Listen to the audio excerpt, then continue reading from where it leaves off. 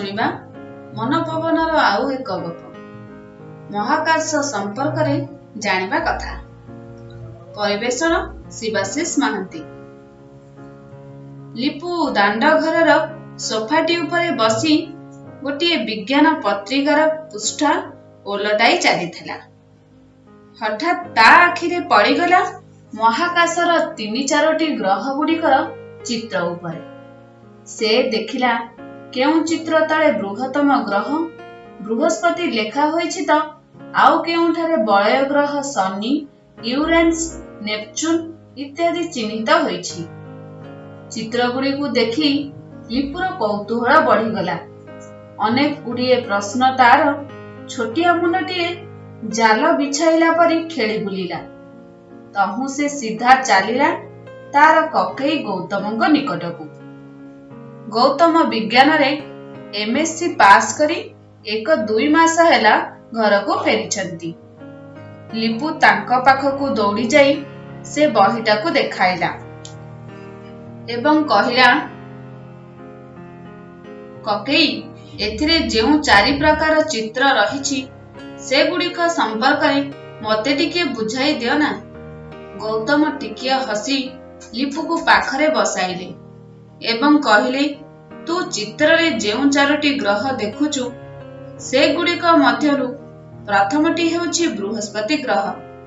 ସୂର୍ଯ୍ୟଙ୍କ ଚାରିପାଖରେ ଆମ ପୃଥିବୀ ପରି ଯେତୋଟି ଗ୍ରହ ବୁଲୁଛନ୍ତି ସେଗୁଡ଼ିକ ମଧ୍ୟରେ ଏହି ଗ୍ରହଟି ବୃହତ୍ତମ।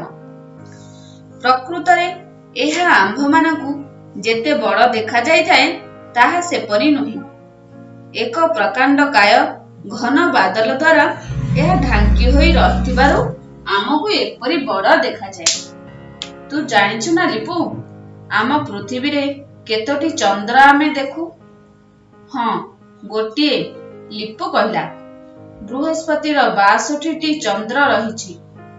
ବୈଜ୍ଞାନିକମାନେ ଗବେଷଣା କରି ଜାଣିପାରିଛନ୍ତି ଯେ ବୃହସ୍ପତିର 62ଟି ଚନ୍ଦ୍ର ମଧ୍ୟରୁ 2ଟି ଦେଖିବାକୁ ଆମର ଚନ୍ଦ୍ର ପରି ହୋଇଥିବା ବେଳେ ଅନ୍ୟ 2ଟି ବୁଧ ଗ୍ରହର ଆକାର ଭଳି ହୋଇଥାଏ।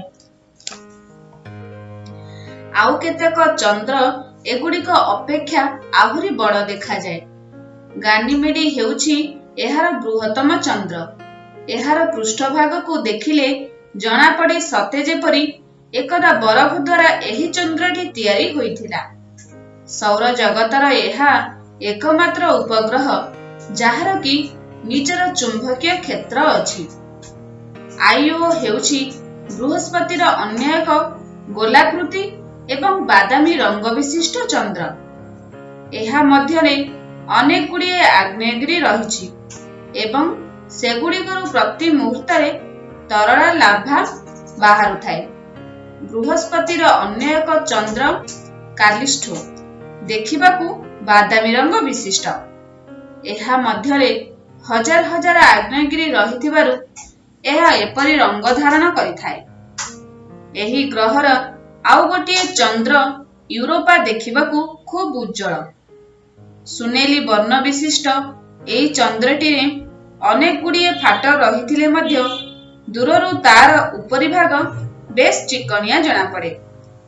ବୃହସ୍ପତିର ଏହି 4ଟି ଉପଗ୍ରହକୁ ଗ୍ୟାଲିଲିଓ ଗ୍ୟାଲି ଆବିଷ୍କାର କରିଥିବାରୁ ଏଗୁଡ଼ିକୁ ଗ୍ୟାଲିଲିଆନ୍ ମୁନ୍ କୁହାଯାଏ। ଆମେରିକୀୟ ମହାକାଶ ଗବେଷଣା କେନ୍ଦ୍ର ନାସାର ସୌରଶକ୍ତି ସମ୍ପନ୍ନ ଜୁନୋ ତା 5-7-16ରେ ସଫଳତା ସହିତ ବୃହସ୍ପତିର କକ୍ଷପଥରେ ପ୍ରବେଶ କରିଛି।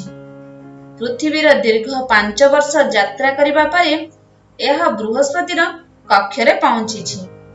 ଏହା ବୃହସ୍ପତିର ଆଭ୍ୟନ୍ତରୀଣ ଅବସ୍ଥିତି ଅନୁଧ୍ୟାନ କରିବା ସହ ଏହାର ତୀବ୍ର ଚୁମ୍ବକୀୟ କ୍ଷେତ୍ରର ଫଟୋଚିତ୍ର ଉତ୍ତୋଳନ କରିବ।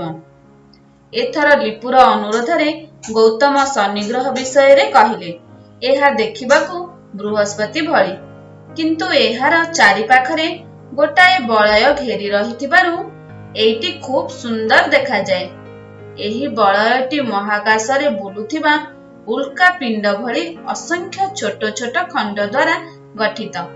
ଏହି ସବୁ କ୍ଷୁଦ୍ର କ୍ଷୁଦ୍ର ଖଣ୍ଡ ଶନି ଗ୍ରହ ଚାରିପାଖରେ ଦ୍ରୁତ ଗତିରେ ଘୁରୁ ବୁଲିଥିବାରୁ ତାହା ଆମକୁ ବଳୟ ପରି ଦେଖାଯାଏ। କୌତୂହଳର ବିଷୟ ହେଉଛି ଶନି ଗ୍ରହର ଏହି ଅଂଶଟିର ପ୍ରସ୍ଥ ହେଉଛି ପ୍ରାୟ 20 କିଲୋମିଟର।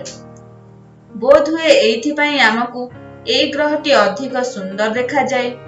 ଏଥିସହ ଏହାର ଚାରିପାଖରେ ବୁଲୁଥିବା ଚନ୍ଦ୍ର ମଧ୍ୟ ଏହାର ଶୋଭାକୁ 2 ଗୁଣ କରିଥାଏ। ସେମାନଙ୍କ ମଧ୍ୟରୁ ଟାଇଟନ ନାମକ ଚନ୍ଦ୍ର ବୃହତ୍ତମ। ଏହାର ଆକାର ବୁଧ ଗ୍ରହ ପରି।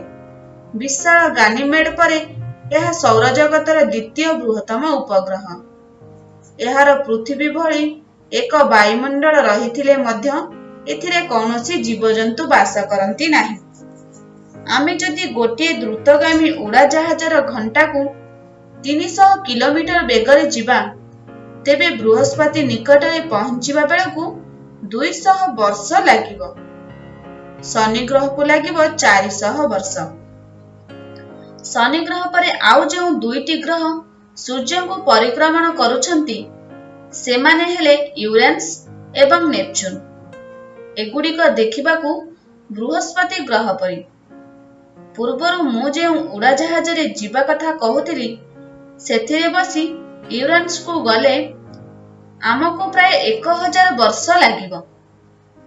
ନେପଚୁନ୍ ଗ୍ରହରୁ ସୂର୍ଯ୍ୟ ଏକ ଛୋଟିଆ ତାରା ପରି ଦେଖାଯାଉଥିଲେ ମଧ୍ୟ ଏହା ସୂର୍ଯ୍ୟଠାରୁ ଆଲୋକ ଓ ଉତ୍ତାପ ଗ୍ରହଣ କରିଥାଏ। ଏହି ଆଲୋକ ଓ ଉତ୍ତାପର ପରିମାଣ ପୃଥିବୀ ସୂର୍ଯ୍ୟଠାରୁ ପାଉଥିବା ଉତ୍ତାପ ଓ ଆଲୋକର ପରିମାଣର 900 ଭାଗର 1 ଭାଗ। କିନ୍ତୁ ନେପଚୁନ୍ ତାର ନିକଟତମ ନକ୍ଷତ୍ରଠାରୁ ଯେଉଁ ଆଲୋକ ଓ ଉତ୍ତାପ ପାଏ, ତାହା ପ୍ରାୟ କିଛି ନୁହେଁ। ଏମିତି ମହାକାଶ ସମ୍ପର୍କରେ ଅନେକ କଥା ଅଛି ଜାଣିବା ପାଇଁ। ସେ ସବୁ ବିଷୟରେ ପରେ ଜାଣିବୁ।